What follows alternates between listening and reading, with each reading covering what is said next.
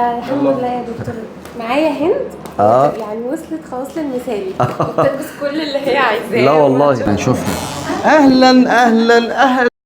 السلام عليكم، ازيكم حبايبي يا غاليين؟ عاملين ايه؟ يا رب تكونوا بخير. النهارده فيديو مش اكل، بس عايزه اقول لكم ناس كتير سالتني انت خسيتي ازاي. اصعب قرار خدته في حياتي ان انا ادخل اوضه عمليات وانا كويسه وبصحتي، يعني ما كانتش صحتي احسن حاجه، انا كنت هنا مرعوبه جدا. انا طبعا هقول لكم كل حاجه في الفيديو. انا هنا بقى الكلام ده من 6 شهور.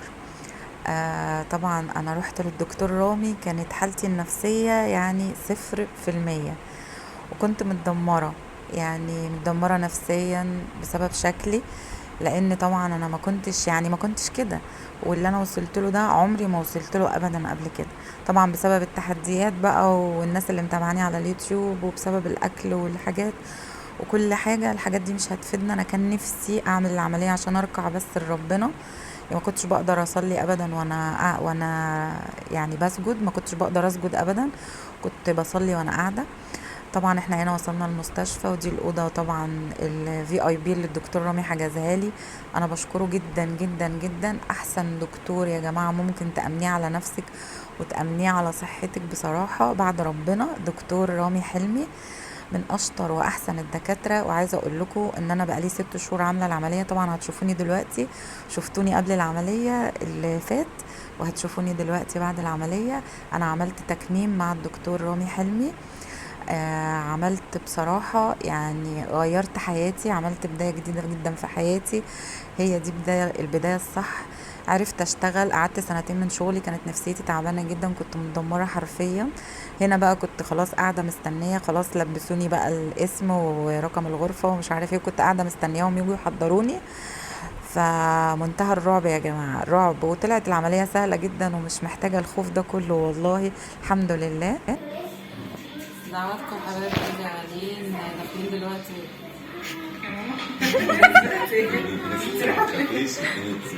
يلا يلا يا رب. دعواتكم يا حبايب قلبي يا غاليين، داخلين دلوقتي. حاسه ان هي قاعده تعمل تحدي.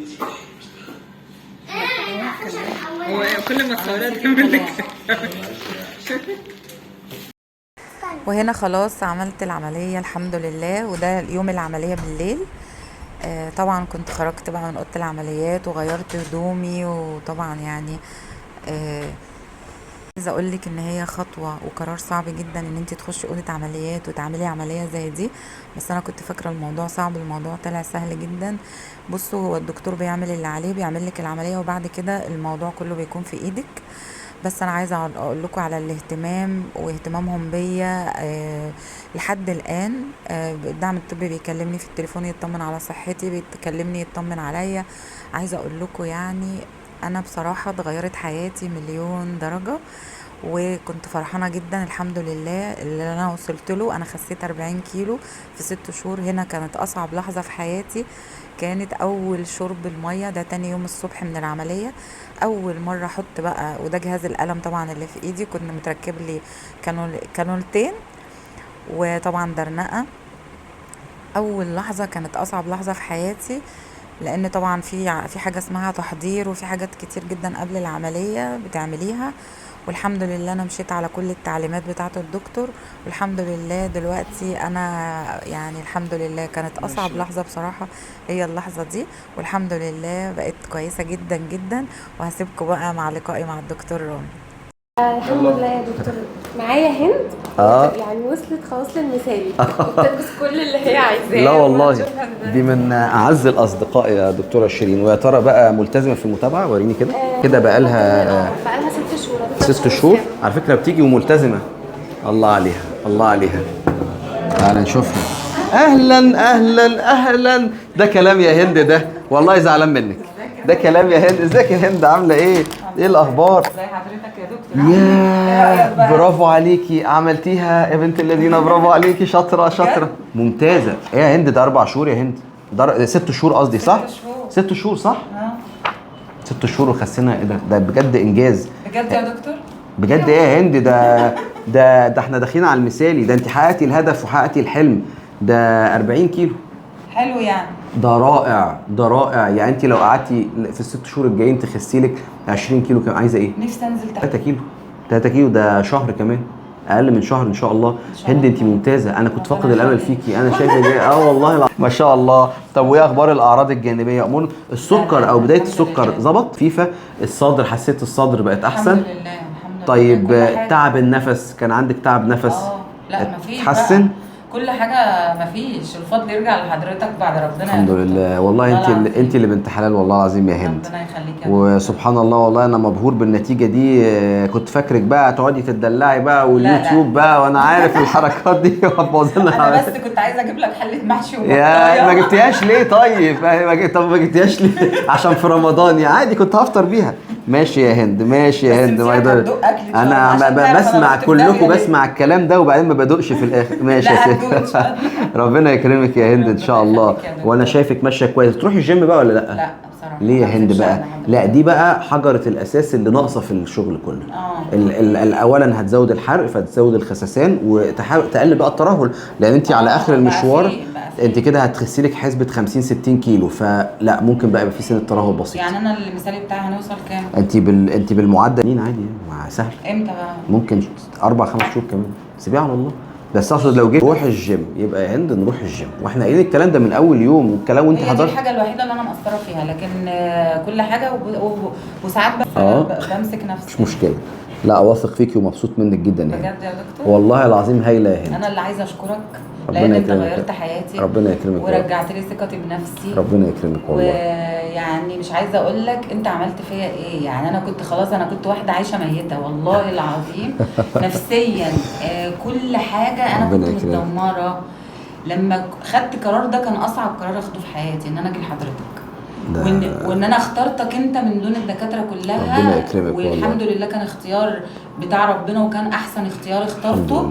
وانت احسن دكتور والله العظيم. ربنا يكرمك. مش عشان عملت لي العمليه، ربنا يكرمك. عشان الفريق بتاعك كله محترم جدا. ربنا يخليك. الاهتمام بينا لغايه دلوقتي. ربنا يكرمك. لما ببعت لحضرتك بترد عليا على طول. والله ده واجب يعني علينا. انا مش عارفه اشكرك ازاي. والله ده واجب علينا يا هند. احنا ما عملناش اي حاجه الا الواجب. انت احسن دكتور تكريم يا جماعه والله العظيم. احسن دكتور يا جماعه والله العظيم، والله العظيم. ربنا يكرمك. حياتي ربنا يكرمك يا هند. انسانه تانية وبدات حياه جديده. فعلا فعلا التخن مقبره. والله العظيم التخن مقبره. وانا اي حد هيسالني، لان الناس اصلا انا شاغله الناس بقالي فتره.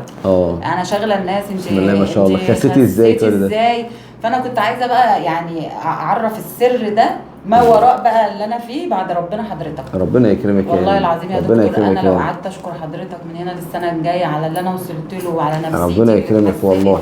انت بنت حلال والله. ربنا يخليك. لا اعرفي بقى المتابعين، وبعت لنا المتابعين حبايبك. لا ده انا عايزه اقول لكم بقى، يعني اي حد بيفكر يخس ربنا يكرمك يا هند. للدكتور ده هند دي غاليه غاليه جدا جدا، وفعلا ملتزمه، وجات كل المتابعات، عشان كده هي ماشيه كويس. الحمد لله. انت هايله والله العظيم. انا مبسوط اهم حاجه يا جماعه المتابعه مهمه جدا. طبعا انت تتابعي طبعا. مهم جدا. لو في اي حاجه ابعتي للدعم الطبي بيردوا عليكي في ساعتها بالظبط. لو بقى في حاجه انت كله مثلا استعصى على كله، الدكتور بيرد في بعد 10 دقائق.